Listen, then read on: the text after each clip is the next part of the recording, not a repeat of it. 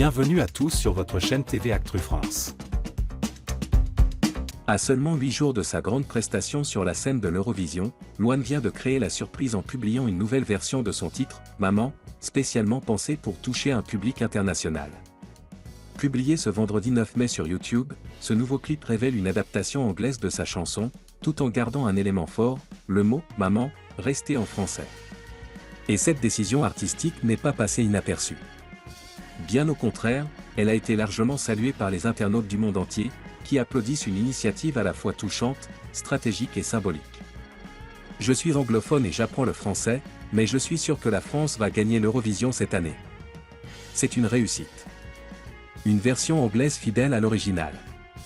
Bravo depuis la Finlande. De la poésie universelle, une émotion palpable, et une interprétation tout en retenue, cette version anglicisée conserve toute la force émotionnelle de la chanson originale. Elle permet aussi à Louane de toucher un public plus large, sans pour autant perdre son identité. Une stratégie de communication exemplaire pour la France. Avec cette sortie, la délégation française montre qu'elle a parfaitement compris les codes du concours. Depuis l'annonce officielle de la participation de Louane, tout est millimétré. Révélation du titre avec mise en scène symbolique. Promotion dans plusieurs pays européens. Mise en valeur d'un message fort. Et maintenant, cette version internationale qui parle à tous. Une stratégie qui fait dire aux fans.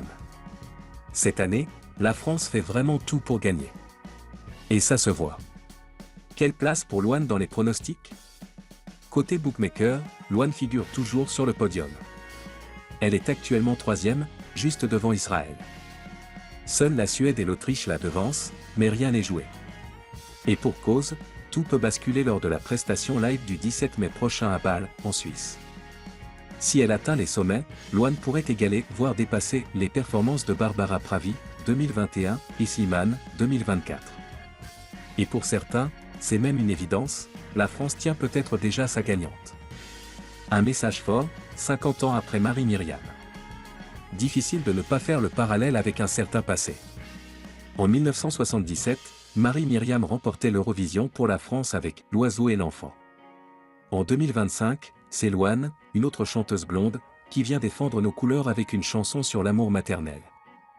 Deux générations, deux voix singulières, et un message commun, celui de l'enfance, de la tendresse, de ce lien indéfectible entre une mère et son enfant. Comme un écho du passé. Et si c'était le moment parfait pour que la France renoue avec la victoire? Rendez-vous le 17 mai pour le découvrir. Maman parle à toutes les générations, à toutes les langues, et pourrait bien faire vibrer l'Europe entière.